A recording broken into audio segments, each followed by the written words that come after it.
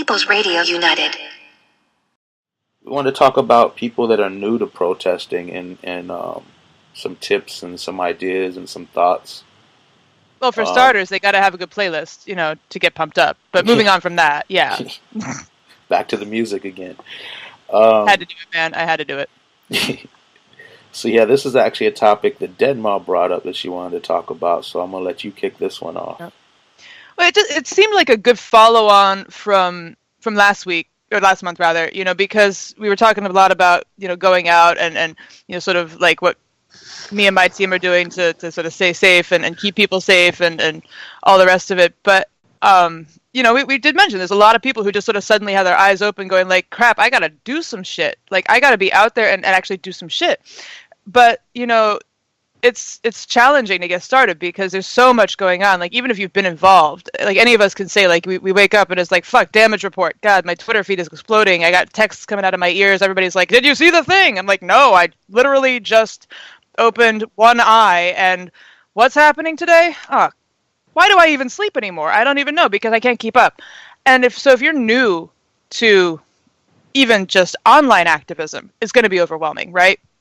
And if you're going out for the first time ever or the first time in 30 years, the streets are not what they used to be when it comes to protesting, right? So it just seemed to me that like we've got a really interesting group of people here with some really diverse perspectives about how to, stay safe and do your OPSEC online, how to get out there and whatever your situation may be able to beat the street and be active and not be stupid about it, because we covered a lot about people being stupid, but not about how not to be last time, Yeah. So yeah, I don't know how stressful online is. You said that I think you find it more stressful than I do. I don't know that I find it stressful anymore, but I will say that like when I was first trying to tailor my feed to actually be informative, when I first got on Twitter years ago, it was just like the signal to noise ratio was all off, right? Because it's like it's suggesting people and you're like, I guess I'll follow them. I don't know what they're saying. And then you got all your friends and it's just like, it's just a lot and it keeps going. It's constantly refreshing with new things and trying to learn how to, make lists or moments or whatever that help keep you organized and stuff, and everybody's got their own method. But also just knowing that like anything you put out there is going to be out there forever. Like people need to remember that about any kind of social media platform, right? And Twitter is getting more serious about verifications and things like that, like Facebook has done. So, just being aware of like how do you start? I had to learn those lessons kind of the hard way because I started out just kicking around and going like, I'm just going to say what I say. And maybe that's something that I wanted to say elsewhere or privately. Crap, like being mindful that you don't overstep your knowledge when you first get started and that you tailor the information that you're getting so that you don't just get caught in your own bubble, finding other diverse perspectives. And, I try very hard to get like international news in by different means. So it's not just all Trumpity Trump right now because the US stuff is so heavily on that one topic and you miss huge swaths of things. So you have to find a way to keep your interests and the things that you want to be active in at the forefront of your feed by how you engage with the media. Yeah, I know some people, they're more sensitive. I don't really care. I say whatever the hell I want, and if they want to say something, screw them. But I know some people are more sensitive, and the bullying and harassment and stuff can really get to them and cause them to harm themselves sometimes and stuff. So that's something people need to be aware of, I guess. Just if you can't take extreme harsh criticism and then sometimes bullying, because that's going to happen at times, then maybe you should watch what you put out there. But then some people, especially when it comes to hashtags, because there's certain trolls who will just follow along looking for certain hashtags, and they'll just come hammering at people who've dropped a thing. So like this is really common in Black Lives. You put a certain person's hashtag, and there'll be a whole troll army just waiting to see that person's name pop up so they can dive on people and just ruin their days. And if you're not ready for that and you just want to be a supporter, like your day will get ruined. Yeah, I remember when we did Curvin's show a while, or I did Curvin's show. You were already there. it was a Kendrick Johnson show, and then he was like shocked, like, how come as soon as I put this hashtag, these jackasses just start coming after me? Like, oh my god, yeah. You know, and to get ready for that show, actually, my former co-producer actually ran an experiment, just like threw out every kind of thing, like picture of Fuzzy Bunny, hashtag Kendrick Johnson. People dive on it. My absolute favorite was, there was this sock account of one troll at the time who was like typing in all caps, shouty man thing, like I am doing a rah, rah, rah.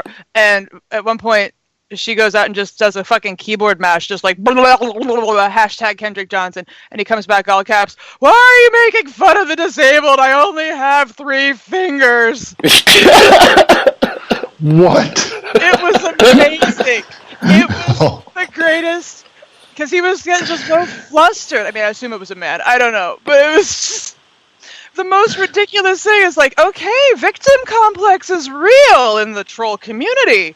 Yeah. I only have to. So yeah, whenever I get really distressed anymore, or need to make a certain person laugh, I just shout, why are you being so mean? I only have 3 fingers. Yeah. Really lightens the mood. Yeah. So yeah, I'm trying to think. Like, I don't know what advice I'd give people going out for the first time. I mean, I would say watch your back and don't just trust people. And we've talked about how to secure your phone before. Know that everything you do is probably on camera somewhere from a building or people around there. If you plan on doing something where your face needs to be covered, then maybe your face needs to be covered from the time you get there until the time you're gone from there. Before you get there to past the time that you're gone. So yeah, that ain't gonna help me though. I'm gonna throw out there too, like, if you're the kind of person who doesn't want to have their face covered and wants to carry a sign, make sure it's legible. Like, if you don't have good handwriting, get a friend to do it or get it printed, because like if you're trying to get a message out there and you're walking through a crowd, people are gonna miss your message if it's poorly written. And I know that sounds silly, but people want to be heard. That's part of going to a protest, right? And so do it kind of big so people can see it from a distance too. Exactly. Or capture it on camera while you're moving. Like, a good photographer will catch it, but if it's still fuzzy, it's no good. And keep your signs simple. Yeah, really bold with high contrast. I guess bold writing with high contrast is best, I think. I think, a big thing is just sort of like being prepared for any eventuality, because any protest can become, anyone can go off the rails. So, like, as you know, I'm a firm believer in bringing at least one trusted friend that, will watch your back for you and you watch theirs. I believe in dressing in layers. I believe in making sure you bring water and snack bars and things like that. If you think, I always go out with extra bandanas and white vinegar and the Malox mix and the whole thing, because you don't know what's going to happen. And I have a backpack that's just my protest bag. It's a protest in a bag, And that's actually like really good, and a lot of people don't prepare that way. Battery backups for your phone. They're cheap. Get one. Oh yeah. People also need to prepare mentally for anything that might happen. I mean, the samurai have a saying, the samurai meditates on death every day. And the reason why is so that he's unafraid when he's put in those situations. That's why the samurai did that. And, you need to think about, I mean, especially with, cops are getting bolder with their whole violence at protests and violent suppression of protest things. You need to think about tear gas, and you need to think about mace, and you need to think about arrests, so that when they start lining up in their stormtrooper armor looking all menacing, you're not psyched out and thrown off balance. Well, and that comes to another point too. Like, if you're going out, especially if you're going to be in an unfamiliar city, knowing I'm a big fan of having an actual printed map of the area that I'm going to be in, at least, if not the whole city, because that way, if your phone goes down or whatever, you have a way to egress. But also, like, making yourself familiar with the culture and the police culture of that area. Know what the different badges look like. Know how they tend to roll out. What do their vehicles look like? Are they prone to unmarked with tinted, or are they going to mostly be in metro vehicles? Whatever. Especially in the largest cities, there's multiple different police forces. We're going to have, regular metro, you're going to have park police. In most cases these days, you're going to see some federal something or other, and not all of them are as obvious as others. And if you can't recognize a badge from a good 50 feet away by its shape, you might not know who you're facing. Absolutely true.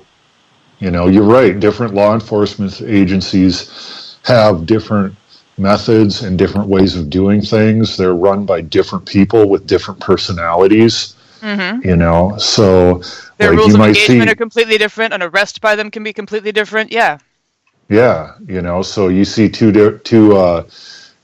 cops or two agents from different agencies, the one over there might treat you very differently from the one over there, and one should be watched maybe more than the other and paid attention to more than the other. And, it's good to know those things.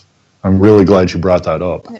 I also think, but this goes back to what you were saying last time about, St. Paul principles and all that kind of stuff, in the sense of like not just knowing about the law enforcement situation, but also who is likely to be out, what organizations or individuals are likely to be out in what capacity at a given event is important, and do they have identifying attire or a style that they're going to be, like anybody can recognize Black Bloc because that's, kind of their thing of obscuring themselves and looking a certain way. But other places you'll have, the community leadership that's the clergy, or other places you're going to have other organizations that have sponsored a given thing because that they're on that mission about that topic. And so knowing what is the sort of temperature of the room that you're stepping into, and who's organized it, and what is the expected behavior of these people that you should accommodate or step away from according to your desire for that day, that's also very important.